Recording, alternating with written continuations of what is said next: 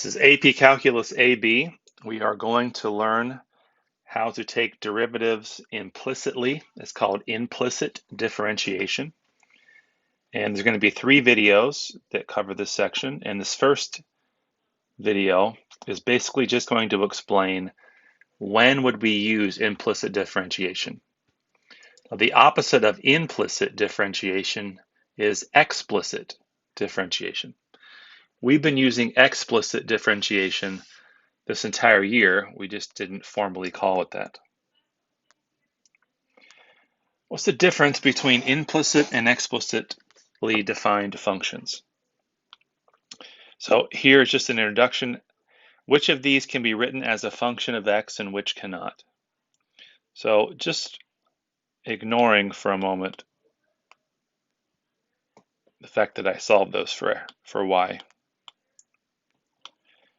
Do you recall what this looks like? If you were to graph this, hopefully you remember this is a circle. And a circle is not a function.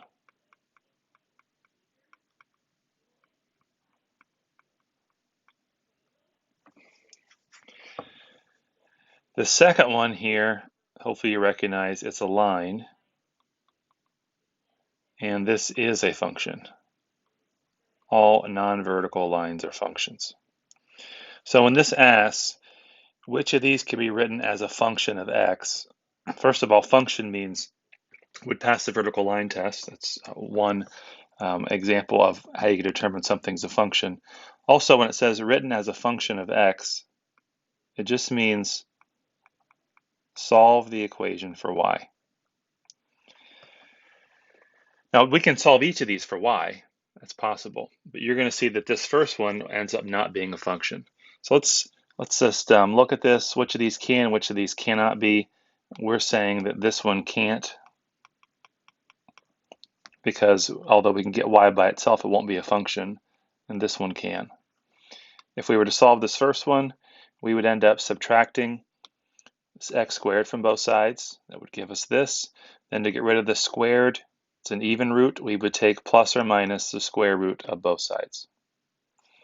This, not a function.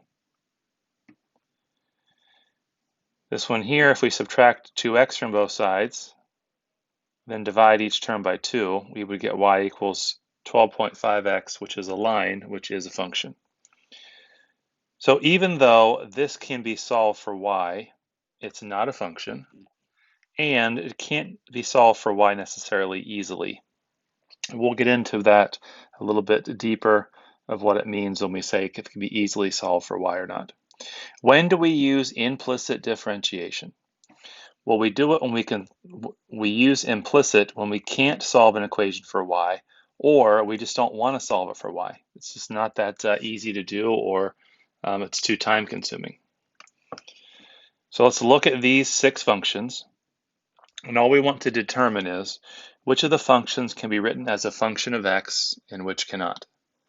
So written as a function of x, for our purposes here, we just mean solve for y once again.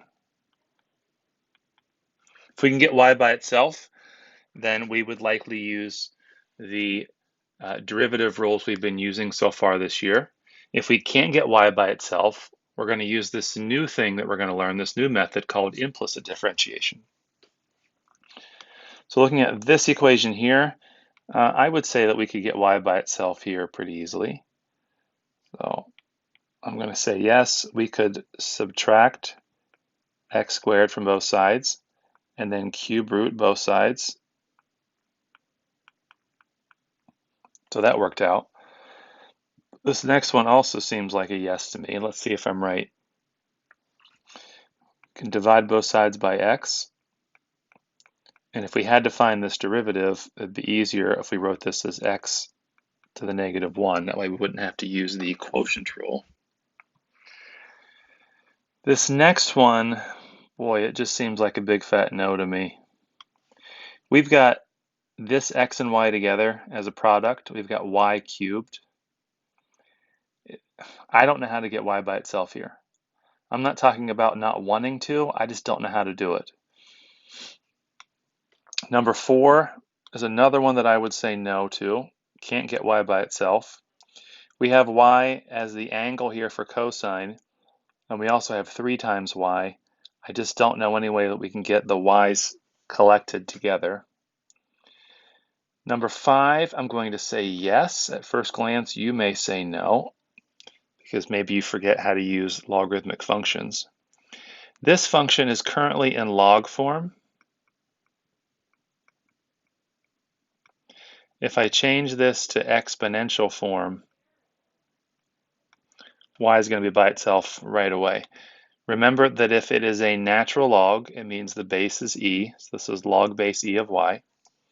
If I want to change this to exponential form, I take the base to this exponent and it equals the argument. So that would be e to the x squared minus 3x equals y. And just by doing that, I got y by itself, so I was right. Number 6, you might think no at first glance, because there are y's in 2 different unlike terms. But this is actually not that hard to do. If I were to if I were to factor a y out of this,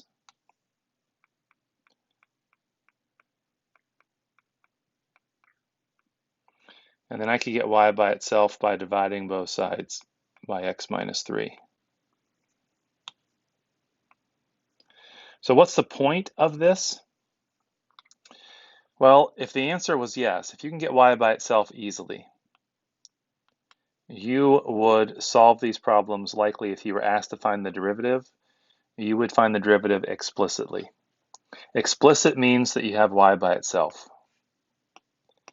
And these functions here, 3 and 4, we would likely do those implicitly, which I haven't taught you how to do that yet, because we couldn't get y by itself. That's the focus of this first video. When do we use implicit differentiation? It's when you can't get y by itself, or you just don't want to. Just as a quick review, let's find the derivative of a couple of these. Let's find the derivative of this y with respect to x. This will be the chain rule here. The outside function is raised to the 1/3. That's what the cubic root means. So we can put the 1/3 in front. Inside function stays the same. Subtract 1 from the exponent. 1/3 minus 1 is a negative 2/3. Then you multiply it by the derivative of the inside function. The inside function is 8 minus x squared. That would be a negative 2x. We could do some more stuff to that, but that's the gist of it. Doing more stuff to it means make it simplified a bit, make it cleaner looking. Let's look at number 5. Let's find its derivative. If we take the derivative of y with respect to x, it's just going to be dy over dx. This left side, this is a base of e to an exponent. So the derivative rule for this is it's e to that exponent times the derivative of the exponent. It's like the chain rule. What's the derivative of this? That's just 2x minus 3. That's that derivative. We would have to use the quotient property for this. We would use the power property for this. Well, I'll tell you what, we might as well let's just do 6 as well. If we wanted to find y prime, dy over dx, take the derivative of the top times the bottom minus the top times the derivative of the bottom over the bottom squared. This could be simplified a bit as well. That's not the focus of this lesson. So to sum up, video 1, we are going to use implicit differentiation when we can't solve the equation for y or we don't want to solve it for y. Following this will be video 2, which is going to tell us how to use implicit differentiation. And then video 3 will be some examples that we'll look at that are AP style.